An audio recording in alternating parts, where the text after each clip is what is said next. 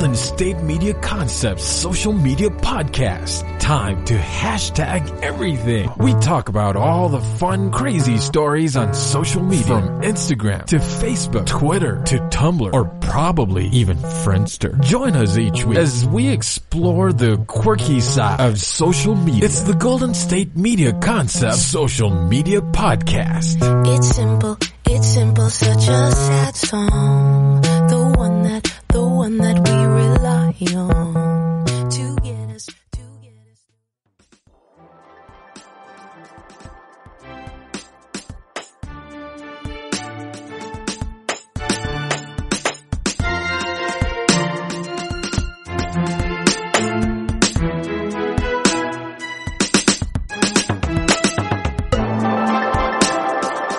Hello and welcome to the GSMC Social Media News Podcast, brought to you by the GSMC Podcast Network. I'm your host, Sarah, and I hope you had a wonderful weekend and that your Monday has gone well, as well as some Mondays can go. I hope it wasn't a Monday-ish Monday, in other words. We are, of course, here to talk about some of the things that are trending on social media, and this just popped up on my Facebook news feed today. Maybe it's been around longer than that. I don't see a date on the article. Yes, I do, December 6th. So it's, you might have seen it over the weekend. It is... We're smack in the middle, it's December 9th, so we are smack in the middle of all the crazy holiday ads, and some of them are fine, some of them are funny-ish, some of them make you just tear up a little bit, and those are the ones that tend to get shared. You probably saw the one, I think it was from last year, featured two teddy bears on a flight, an international flight, and doing all these things, and going through customs and going through the airport, and then at the end they were human grandparents, and their grandkids came and ran to hug them. It seems like there's always a wonderful just viral video that happen, a viral Christmas commercial that happens often from other countries. So that makes me think we need to step up here and get better viral commercials that make us all sob. I'm always a little leery when I see someone write, "Get the Kleenexes." Sometimes I tear up and sometimes I don't. This commercial though is, it's being dubbed the best Christmas ad of the year. You can take that as you will.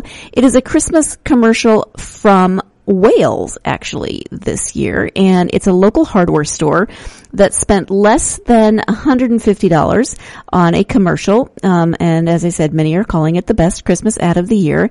The ad was released by Hafod, Hafod, and it's Wales, so I could be pronouncing that completely wrong. Hardware, which is a family-owned store in Wales, and it features a 2-year-old managing the shop. I think he's probably close to 3 because he seems, like an older 2-year-old. The shop is actually owned by his father, Tom Jones, and the commercial, which stars his son Arthur, it cost about £100, which is approximately $130-ish to make. And the store owner told Wales Online that the video's only cost was the money spent for permission to use a cover of the 1984 Alphaville hit Forever Young.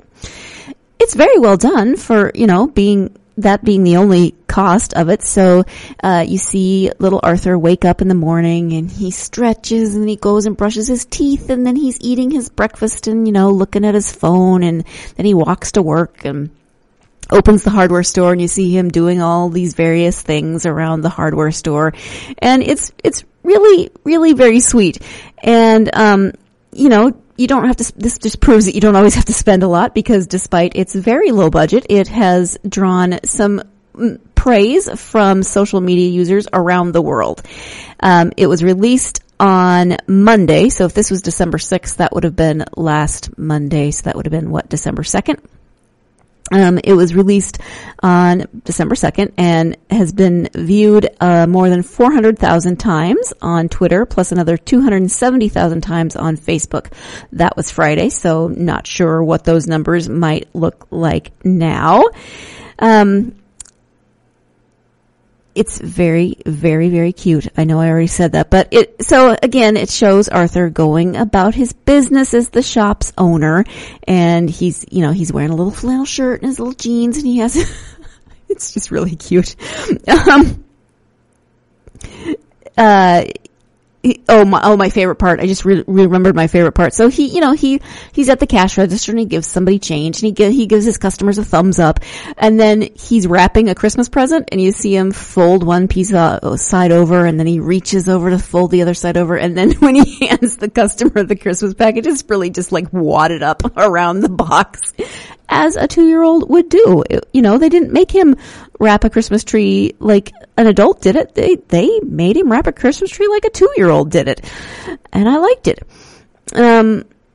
So support, and then the tagline for this is, at the very end you see him close up the shop and he comes out and there's a giant Christmas tree waiting. Then you see him, he leans down and he looks like he's about to pick it up.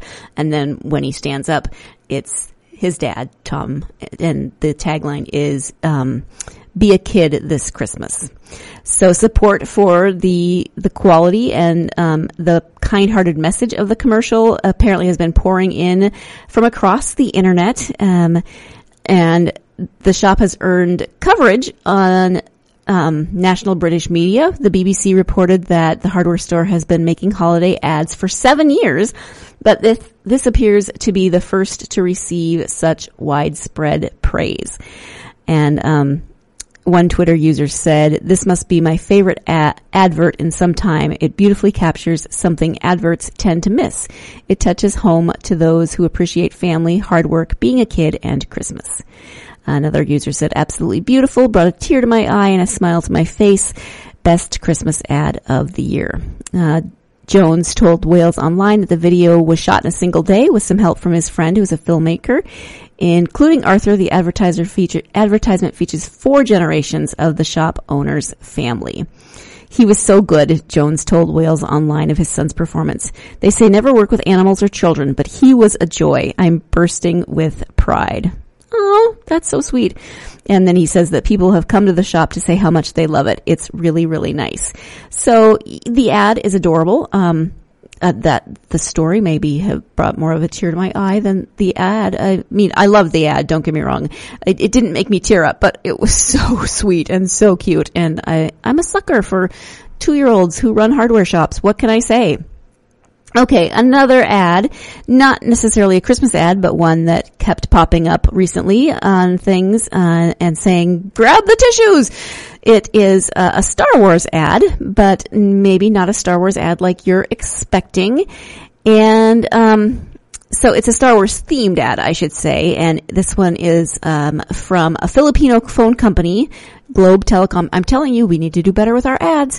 And it features two little kids, and they keep running around the neighborhood and borrowing stuff from people and asking them if they can have things. And so it follows these 2 young boys in the Philippines. They're clearly on a mission. They run around their neighborhood, as I said, knocking on doors, asking their neighbors for help as they collect cardboard, scrap metal, old tires, and tons of cell phones. Eventually, we see their living room. I mean, you kind of see it in pieces throughout as they keep adding more and more stuff to this concoction that just doesn't look like anything. It looks like they're building some kind of spaceship. Clearly, they've got Star Wars fever. I mean, one of them is dressed in a BB-8 shirt, I think, if I'm remembering correctly. But I mean, they clearly are Star Wars fans. You get that from the commercial. So, they're working diligently on this, and at one point you can see their faces that they're clearly not happy with their project yet. It's not up to whatever standards they have set. And so out they go back into the neighborhood. They collect more supplies. The big reveal finally comes when they have another friend with them. This is a little girl whose eyes go wide when they lead her into the living room to show her their finished spaceship. And that's when the twist comes. You may want to watch the video first before you listen to this, or, maybe you've already seen it.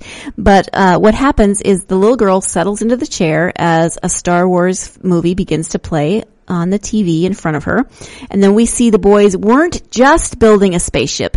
They were building a seat for a truly immersive Star Wars viewing experience, complete with props, water sprays, fans, and the chair that bounces and moves like the ships are doing on the screen. The little girl's eyes get wider and wider. Her smile gets wider and wider as she watches, and the boys just keep showering her quite literally with homemade effects. There's stuff, when they go to hyperspace, there's stuff that flies at her face at that point. And when the movie ends, that's when we realize that the little girl is deaf. She claps, it's not clapping. In the deaf world, they wave their hands back and forth because that's a visual sign of happiness, not an audio sign of thank you and that was wonderful. So the boys had created this experience just for her so she could feel the magic of seeing a Star Wars movie even without the sound.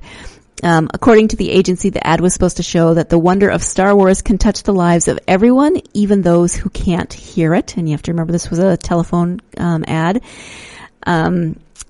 So along with the ad, they have launched a holiday fundraising campaign to raise money for virtual schools for people with disabilities. So then you can donate online throughout the holiday season if that's something that you're interested in. But definitely watch the video, especially if you're a Star Wars fan, because it's really, really sweet. I mean, if this were real, those boys went to a huge amount of trouble to put this together. And it just shows how important inclusion is, that not everyone experiences the world the same way. And sometimes when we take that extra step to help them to have not the same, but a similar experience to what we're having, then, it just makes the world happier and better. And that's the kind of thing that brings a tear to my eye. So we are going to take our first break of the podcast. And when we come back, a little bit sadder tears. So stay tuned. You're listening to the GSMC Social Media News Podcast, and I'll be right back. Do you want to be healthier, yet you just don't know what to do? All these shows telling you this and that, but nothing seems to work. Well, listen close. Golden State Media Concepts has got something great for you. The Health and Wellness Podcast dedicated to workout trends, healthy eating habits, diet, and everything about healthy living. Join us in our banters as we help you not just live life to the fullest, but live it to the healthiest.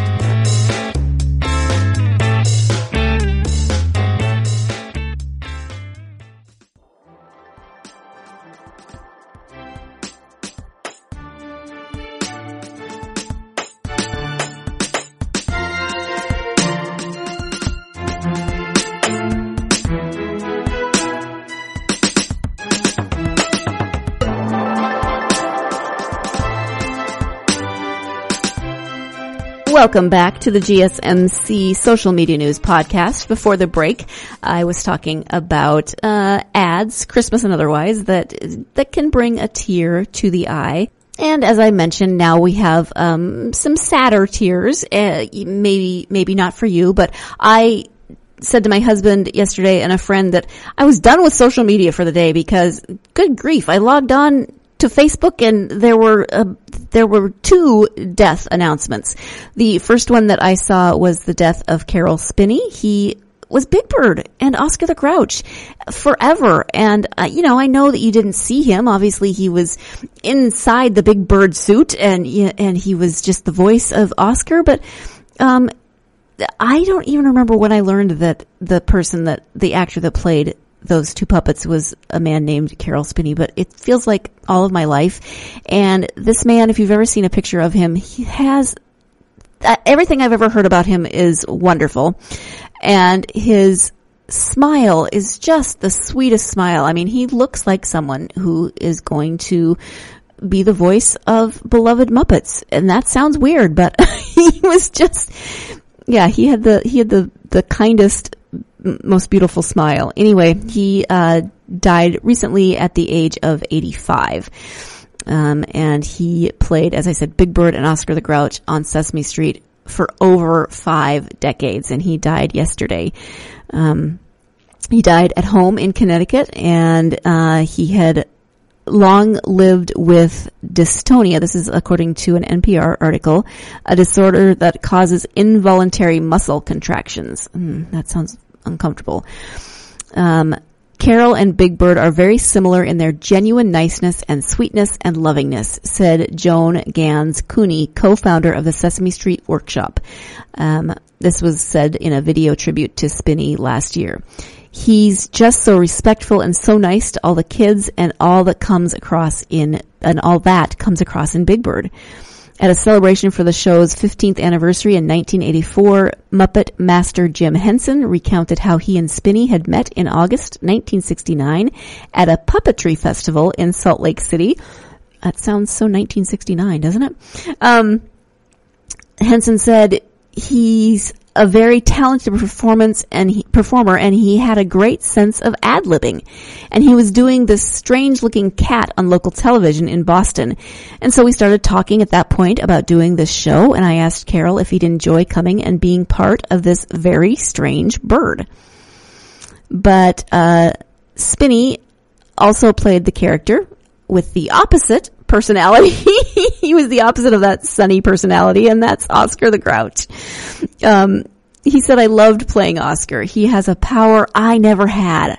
I can't believe that Jim gave me two such characters that have become iconic and are part of so many people in America growing up.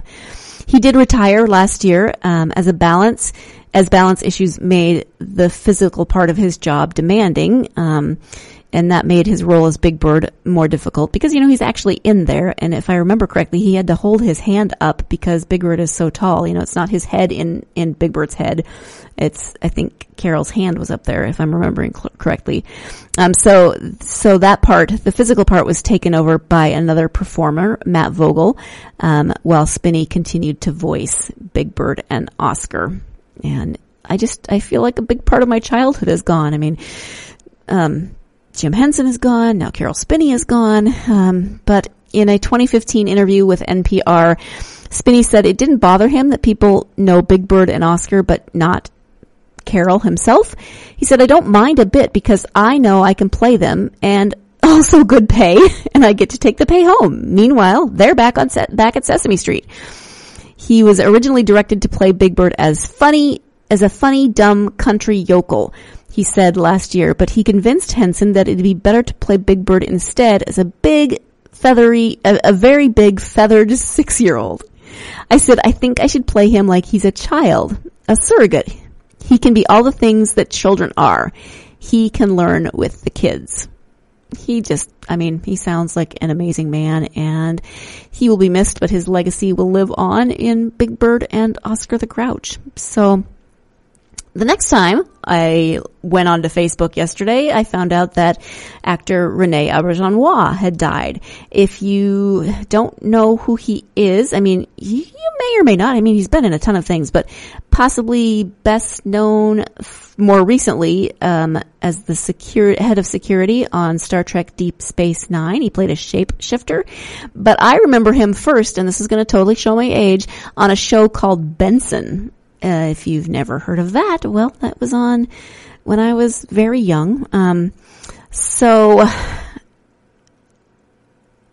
apparently it's actually been a rough week for Star Trek fans because first DC Fontana, a story editor on the original series and the franchise's trailblazing first female writer, that's awesome, just died at age 80. And then a few days later, the community also lost Robert Walker Jr., who starred in one of the very first episodes Fontana had written called Charlie X.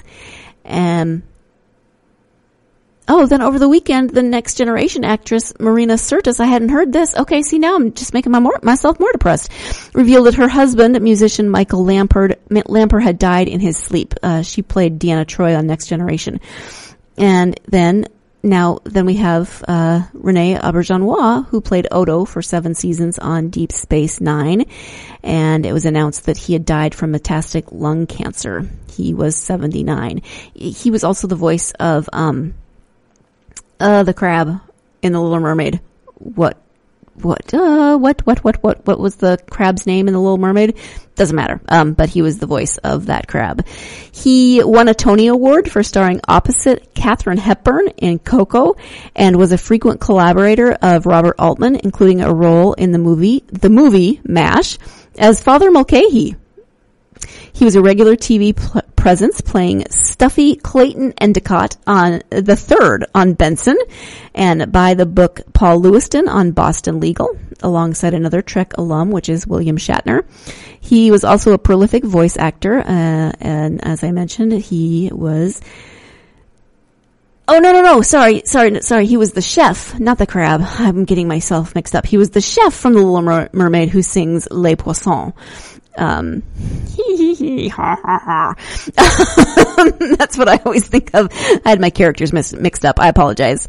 But of course, to Star Trek fans, he was Odo, a head of security, shapeshifter. In his natural state, he was kind of this goo. I don't quite know how to describe it, but he could take on humanoid features. They weren't always exactly right, maybe a little blurry around the edges, but he was a shapeshifter. And as is typical for Star Trek actors, he was active in the convention circuit long after the show ended, and he had one of the most entertaining autographs in Hollywood, involving a drawing of a bucket where his character rested in his liquid state, which he sold to fans to benefit Doctors Without Borders. More recently, Auberjonois had reprised his role as Odo by voicing the character for Star Trek Online. It's not quite as strange as one might imagine it because, Deep Space Nine and all of the Star Trek franchises have lived on. He said last year, "The joke in our community is when you get the Star Trek universe, it's the gift that keeps on giving." That is very, very true. Armin Shimmerin, who played opposite, often sparred with him. He was a Ferengi. He wrote on Twitter that the world seems noticeably emptier now. I loved him. Nana Visitor, who played Odo's love interest on the show, recalled what it was like to work with him in a piece for Variety. Even though his face was completely hidden by a latex mask on Star Trek, you could see his soul. And with the speed of the animated genie in the Aladdin movies, he could go from fury to complete self-deprecation to kitten sweetness to clown. So, this has been an especially difficult year for the Deep Space Nine cast, which suffered another major loss, that of Aaron Eisenberg, just months ago. Whew. Wow. The Star Trek universe is reeling. I bet they want to stay off social media now too. I know that was two kind of sad stories, so we're going to take a break and collect ourselves. Well, okay, I'm going to take a break and collect myself, and then when we come back, no more sad tears. We're gonna move on to happier news. So stay tuned. You're listening to the GSMC Social Media News Podcast, and I'll be right back. Tired of searching the vast jungle of podcasts? Now listen close and hear this out. There's a podcast network that covers just about everything that you've been searching. Hey! The Golden State Media Concepts Podcast Network is here. Nothing less than a podcast bliss with endless hours of podcast coverage. From news, sports, music, fashion, cooking, entertainment, fantasy, football, and so much more. So stop lurking around and go straight out to the Golden State Media Concepts Podcast Network. Guaranteed to fill that podcast itch. Whatever it may be. Visit us at www.gsmcpodcast.com. Follow us on Facebook and Twitter, and download us on iTunes, SoundCloud, and Google Play.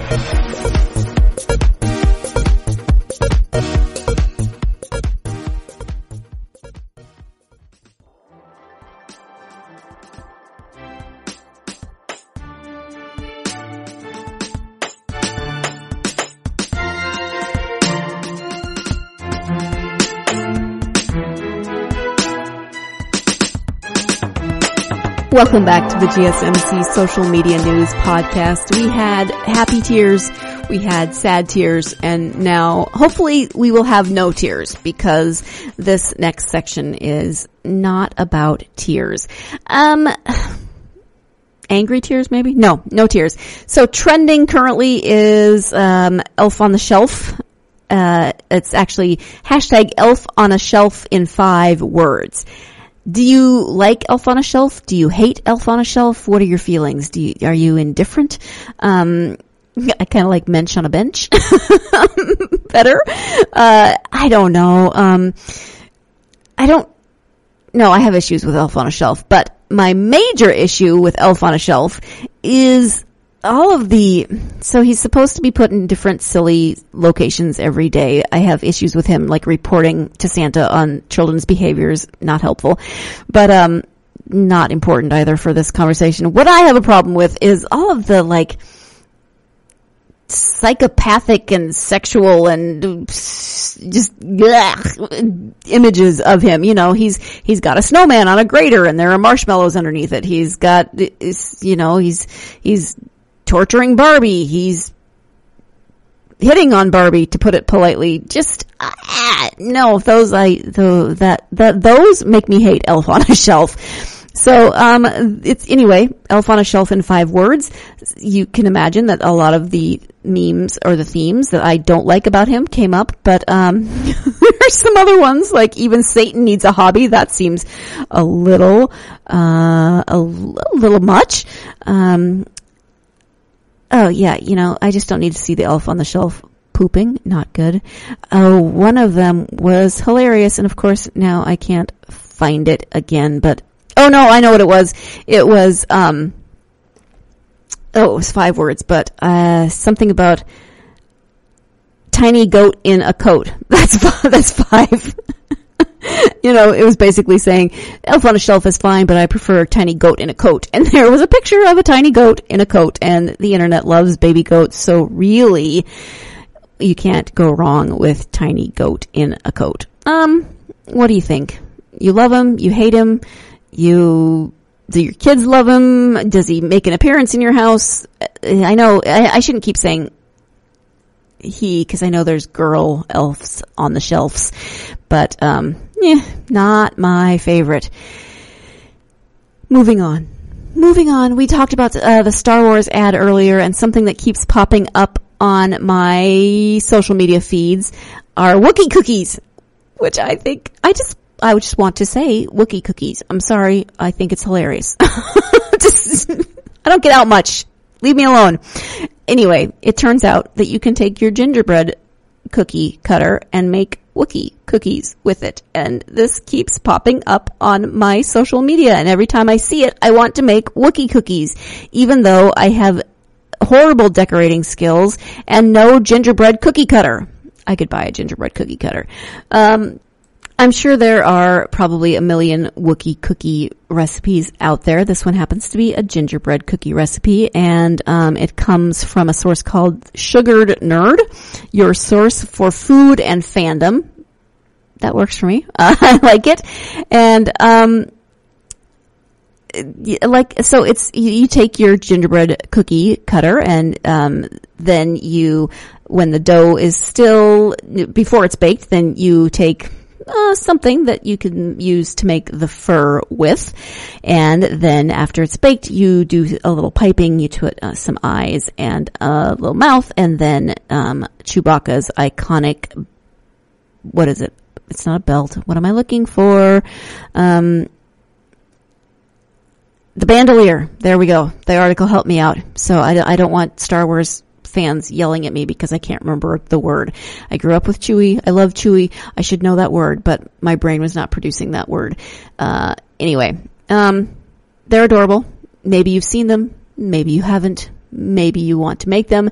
They are right up there in adorableness for me with the crochet pattern for Baby Yoda. I have a friend who already made a Baby Yoda. It's so cute. I love to crochet. I love Baby Yoda. I love Star Wars. I think I need to bake some Wookie cookies and crochet me a Baby Yoda. Now I just need to find time.